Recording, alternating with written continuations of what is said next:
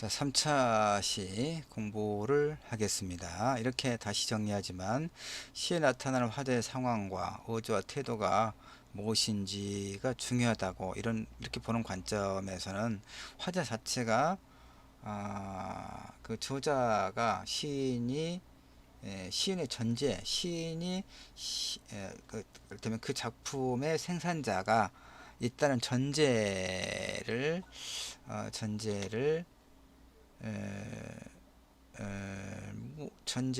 전제를 무시할 수 없, 그 전제를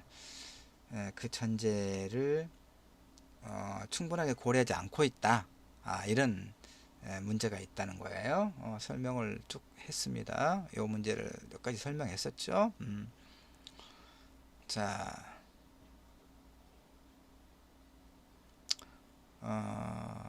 소정시의 목소리를 소정적 자아나 시적 화자의 목소리가 아니라 그래서 이제 소정적 자아냐 시적 화자냐 다시 정리를 하면 소정적 자아라고 말할 때는 이게 뭐예요? 그 시에서 말하는 이의 목소리가 누구의 것이냐라고 했을 때 그건 소정적 자아다라고 한다면 이제 여러분한테 퀴즈를 내줘야겠네. 소정적 자아라고 한다면 어떤 입장? 작가. 작가에 대한 고려. 이거죠. 그건 작가의 목소리다. 라고 하는 게 서정적 자아예요. 알겠죠? 시에서 말하는 이의 목소리가 누구의 것? 작가의 것이라고 말할 때는 서정적 자아를 한다 이 말이에요.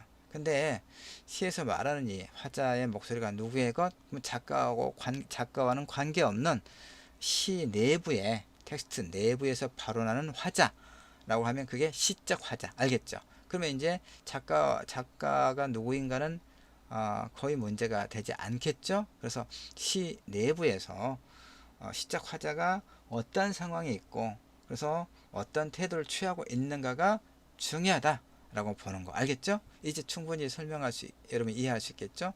그러니까 김영랑의 우리 7주차에 공부했던 김영랑의 시를 긍정적으로 평가하는 사람들은 이런 관점, 내재적 관점에 관점을 가지고 있겠죠. 알겠죠? 그러니까 나 같은 경우는 그래서 근데 사실은 이런 측면이 있어요. 그러면 이제 이 서정적 차로 해명하거나 시적 화자로 해명하거나 이것은 다 완벽한 거냐? 또 그렇지 않기도 해요.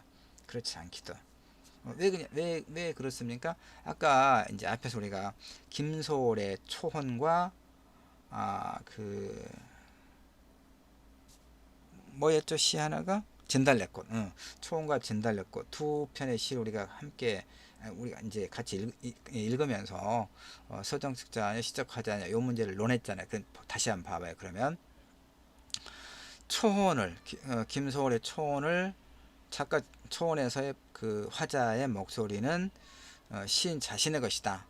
즉 서정적 자아다. 이렇게 작가 그 목소리의 주인은 김소월이다 라고 했을 때 서정적 자아다 이런 얘기죠. 이해되죠? 그런데 진달래꽃을 읽을 때는 서정적 자아, 곧 시적 시인 자신이 아니라 시 내부에서 시 내부에 텍스트 내부에 말하는 일을 따로 상정하는 거예요. 작가와 관계없이. 그러면 그 시적 화자라고 했을 때, 즉 내재적 관점으로 김소월의 진달래꽃을 읽었을 때 아무 문제가 없죠. 일단 그렇게 보이잖아요. 근데 그러면 모순이잖아요. 같은 시를 같은 시인의 시를 읽을 때 어떤 시는 소정적 자, 즉 시인의 목소리가 되고 곧 시인이 되고 어떤 시의 경우는 시인과는 아무 관계없는 시적 내부에서 발원하는 목소리다라고 하면 그럼 우리가 어떻게 그 같은 시인의 시마다 김소월의 시가 여러 편 있을 텐데 예컨대 김영랑의 시만 하더라도 60편이 됐다고 했잖아요. 그럼 이를테면 영랑의 시를 그럼 어떤 곳은 소정자하고 어떤 곳은 시적 화장가를 보려면 60편 전부 다 갖다 놓고 펼쳐놓고 이거 궁리해야 되잖아요. 얼마나 뭐 힘들다기보다는 이게 충돌하지 않겠어요? 가치가 어떤 때는 이러고 어떤 때는 저거다. 그러면 안 되잖아요. 일관적인 게 필요하죠. 이 말은 무슨 얘기냐면 서정적 자아로 보는 문제도 그렇고 그것만 갖고도 어떤 그 시를 충분하게 해석해내기가 곤란한 점이 있다, 이런 의미가 돼요. 시적 화자라고 하는 관점만 가지고는 당연히 더 어려운 문제가 발생하겠죠. 지난 시간에 누누이 이야기했지만 탈역사화의 문제가 아니 어떻게 김영랑의 그 시가 30년대라고 하는 시대적 어떤 배경과 전혀 무관하게 아름다운 시로 소비될 수 있는가는 그건 보통 심각한 문제가 아닐까요, 여러분? 자, 그래서 서정적 자아도 아니고 시적 화자도 아니고 뭐 아니다기보다는 그 둘만 가지고는 좀 상호 그 모순점도 있고 좀 불충분한 점이 있다. 그러니까 이제 시적 주체로 말하자라고 이제 그런 그 논의가 또 생겨나요. 근데 이건 참 일단 봅시다. 시적 주체, 시적 주체, 서정적 자, 시적 화자, 시적 주체. 이게 이제 여러 번 이야기하지만 이 8주차의 키워드예요. 키워드인데 이것만 잘 풀어놓으면 시에서의 목소리, 화자의 목소리는 누구의 것인가를 어렵지 않게 설명할 수가 있는데 일단 설명하고 있습니다. 여러분도 아마 최소한 서정적 자와 시적 화자의 구분은 이제 마련되지 않겠는가, 마련됐을 걸로 내가 봅니다. 그런데 이제 다시 이제 시적 주체, 시적 주체라고 이야기하기 전에 이제 뭘 또 설명하고 싶냐면 그 서정적 자의 목소리, 다시 한번 강조를 좀 할 필요가 있어요. 서정적 자, 그러니까 서정시의 목소리는 누구의 것인가 하는 질문에 가장 우선적으로 생각해 볼 수 있는 답변이 이 서정적 자의 목소리다, 이렇게 이제 답할 수 있다고 계속 설명했죠. 그러니까 서정시는 서정적 자를 통해 시인의 목소리를 표출하는 장르다. 알겠죠? 이것도 좀 써 놓을까요?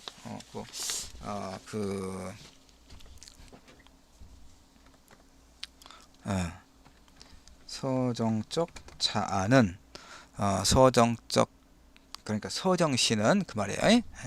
서정시는 서정적 자를 통해 시인의 목소리를 계속 시인의 목소리를 표출하는 장르다. 표출하는 장르다. 라고 봤을 때, 서정적 자, 요거 필요 없고, 알겠죠? 이 서정적 자라고 이야기했을 때, 서정적 자라고 이야기했을 때, 서정적 자라고 이야기했을 때, 서정시는 서정적 자를 통해 시인의 목소리를 표출하는 장르다라고 이제 보는 게 어떤 그동안의 어떤 시를 읽어내는, 문학을 읽어내는 어떤 전통적인 하나의 관점이었다. 이렇게 설명할 수가 있어요. 그러니까 서정시는 모방적 어떤 그 진술에 의존하다기보다는 서정적 자의 경험적 진술에 의존한다. 이건 조금 어려울 수 있을 것 같으니까 그냥 넘어가도록 하고요. 내가 이제 갖고 있는 자료는 계속 좀 정리를 하려고 하고 있는데, 자, 어쨌든 다시 정리하면 서정시가 대체 누구의 목소리냐? 라고 물었을 때 이렇게 서정적 자아의 목소리다. 서정적 자의 목소리다. 라고 대답하는 논의 속에는 이제 그런 논자들의 주장에서도 약간씩의 이제 강조점이 좀 다르다, 이런 얘기입니다. 그러나 어쨌든 간에 서정시가 어떤 구조를 지니건 간에 결국은 뭐라고요? 시인의 목소리, 작가 자신의 목소리다라고 하는 것을 이제 강조하고 있는 것은 공통된 거예요. 알겠죠? 이제 요것만 이제 자 1번. 그래서 이것이 1번입니다. 서정시는 서정적 자아를 통해 시인의 목소리, 작가 자신의 목소리를 표출하는 장르다 라고 보는 전통적인 그런 관점. 알겠죠? 그러면 이제 시적 화자는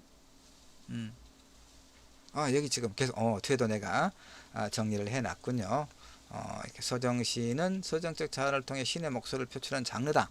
이렇게 이제 뭐 함부르크, 슈타이거, 카이저 이런 사람들이 이렇게 이제 설명을 이제 하고 있어요. 그런데 좀씩 이제 강조점은 좀 다르다 이런 얘기거든요. 여기 볼프강 카이저 같은 사람은 서정적 표현이란 대상적인 것과 심리적인 것이 서로 침투된, 그러니까 대상과 심리는 이제 그 시인의 내면을 말하죠. 심리적인 것이 서로 침투된 그때그때 고조된 감정의 알림이다. 그래서 서정시는 자의 독립적인 표현이다. 뭐 이렇게 설명하고 있어요. 그래서 이런 뭐 앞에 뭐 함부르크라든가 뭐 슈타이거, 카이저, 그 다음에 볼프강 카이저군요.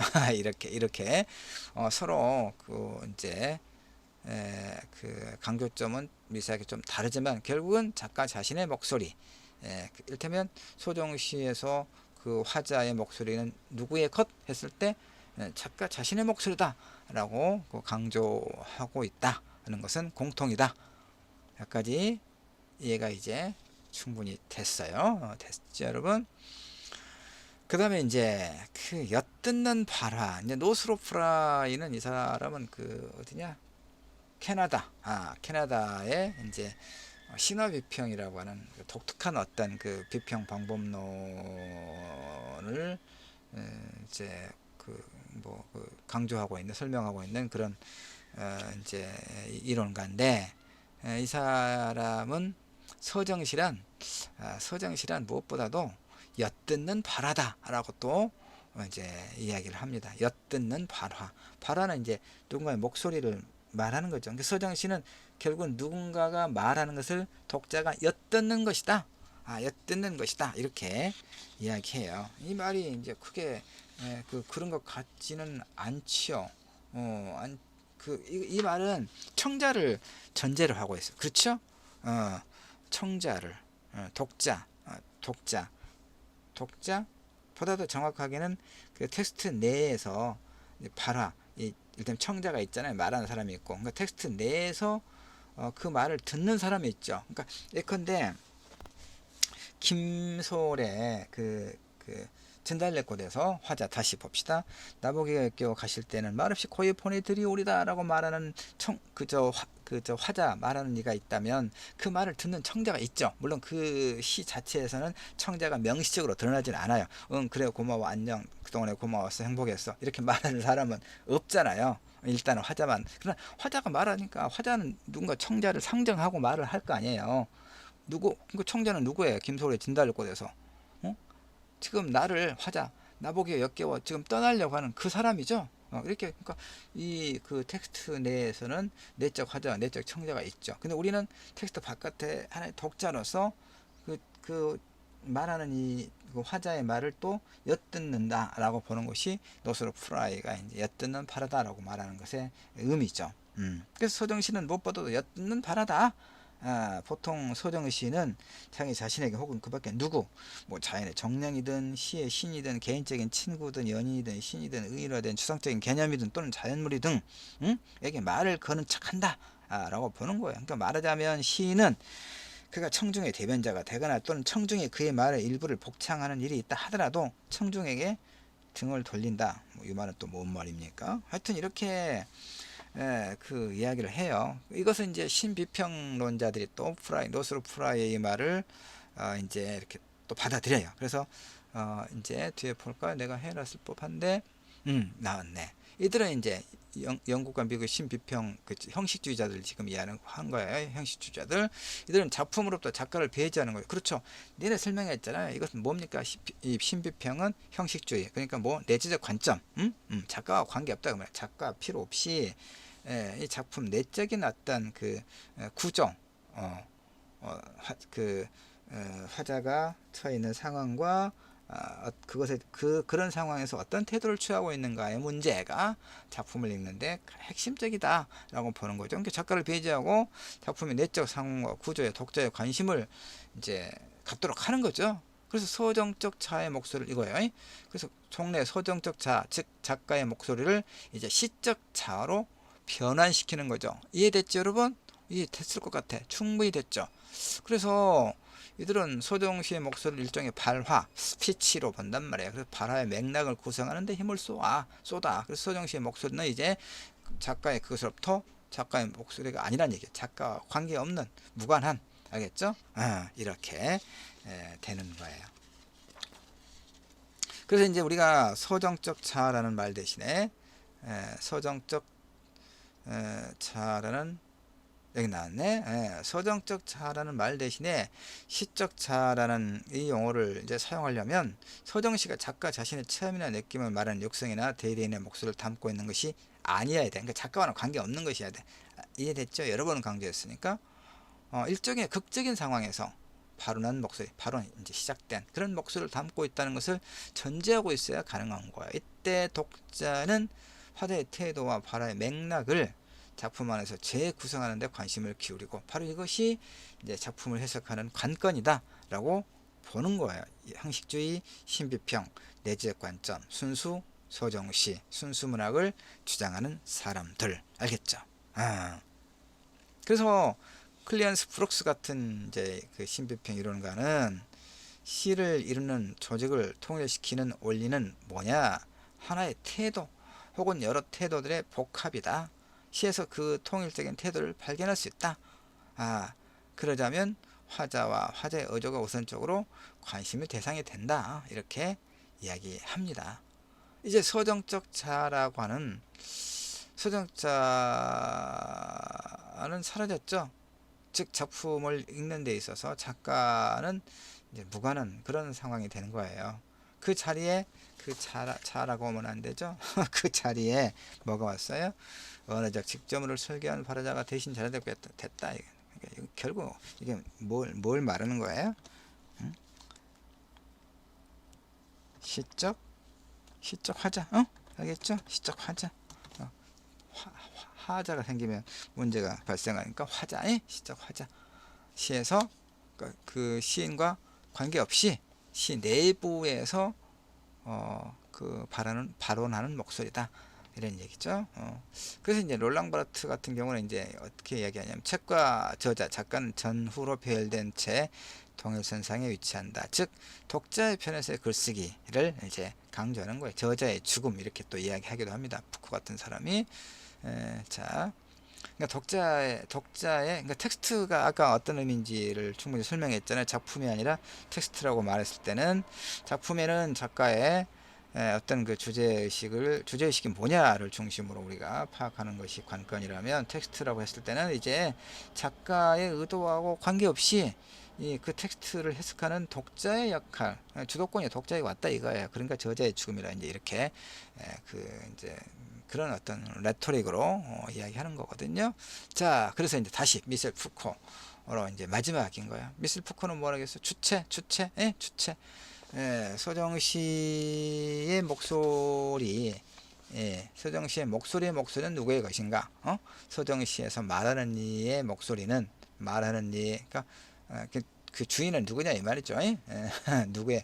그러니까 실제로 말하는 이것을 이제 그래서 지금까지 뭐 서정적 자아다, 시적 자아다 이렇게 대립을 했잖아요. 그러니까 미셀 푸코는 이 말을 이제 문제의식을 이렇게 바꿔요. 실제로 말하는 사람은 누구인가?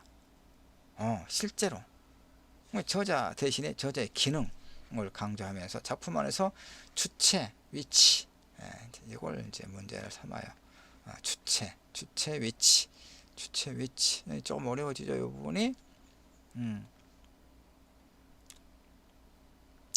자, 이제 그 시에는 저자가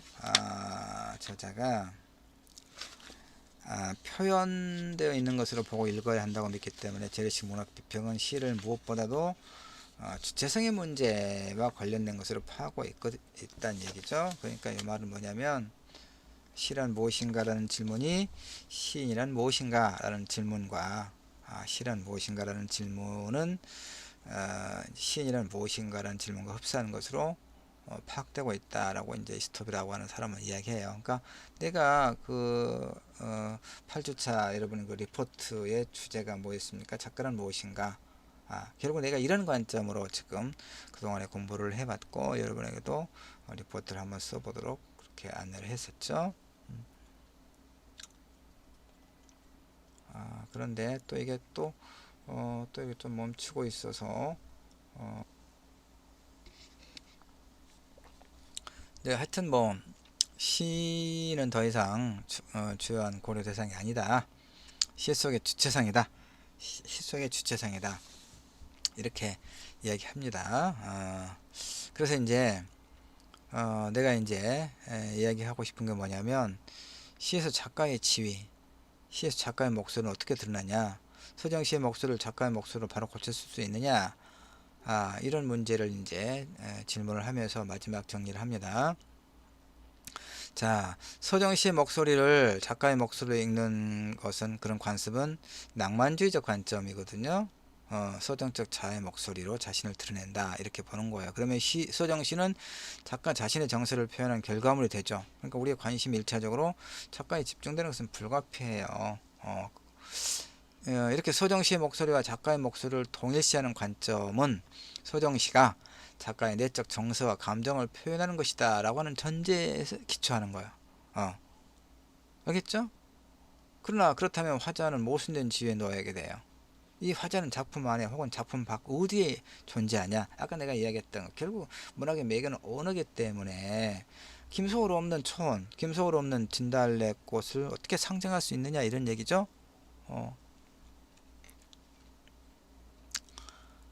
그래서 이제 그 결론 가기 전에 푸코가 말했던 그 주체 문제를 조금 내가 설명을 이 자료에다는 내가 크게 그 이제 말하지 않았는데 왜 그러냐면 이게 그 시적 화자에게서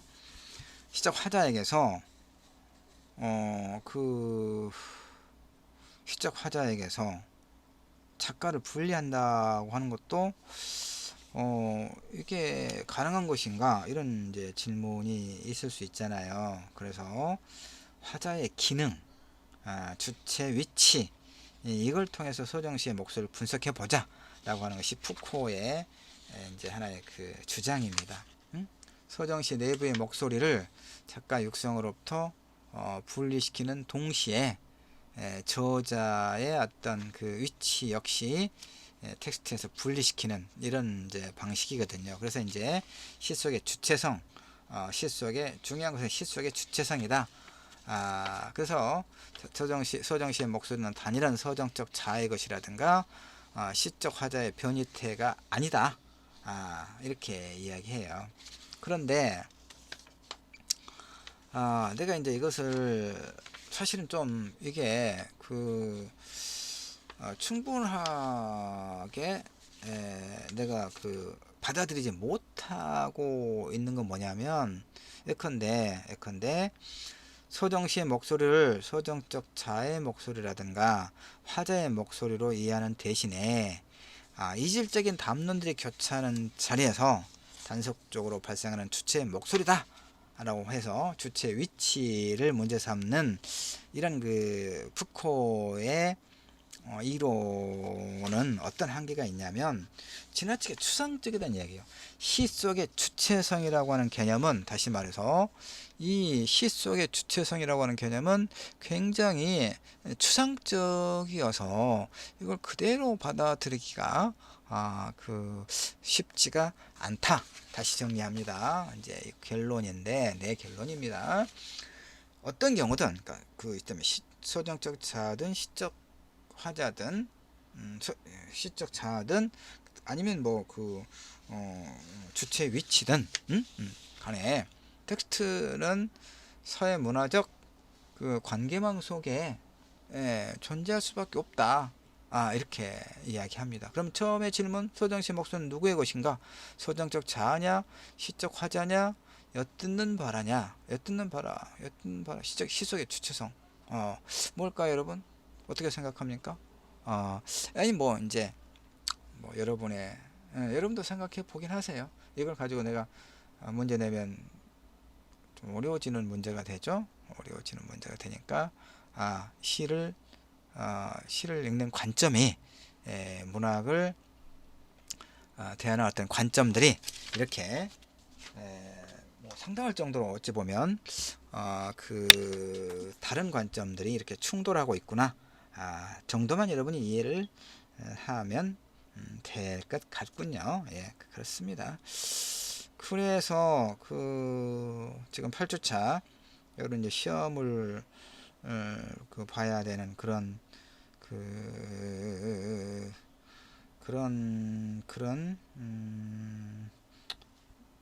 상황에서 내가 마지막 노래를 한 곡 같이 들읍시다. 연인에게라고 하는 이츠와 마유미의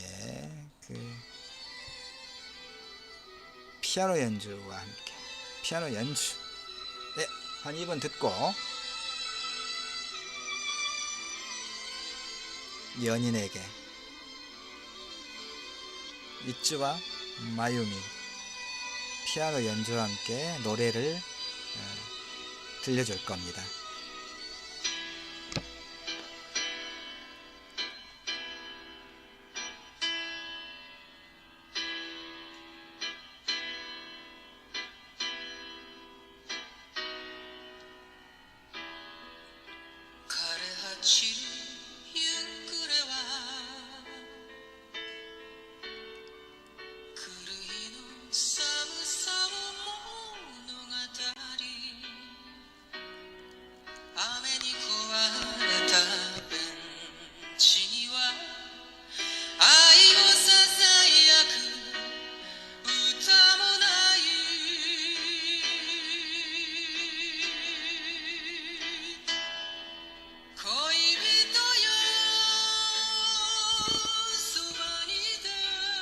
여인이여 곁에 있어줘요 그런 거예요. 얼어붙는 나의 곁에 있어줘요.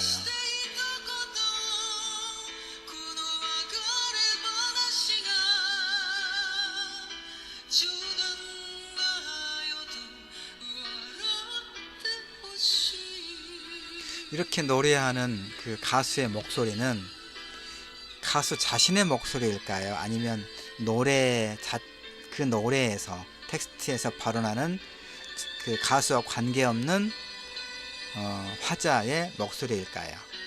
이 문제죠, 여러분. 어느 경우는 작가 자신일 수도 있겠고 가수 자신일 수도 있겠고 아니면 가수와는 크게 관계없는 그 노래 텍스트 자체 내에서 발언하는 화자의 목소리일 수도 있겠죠.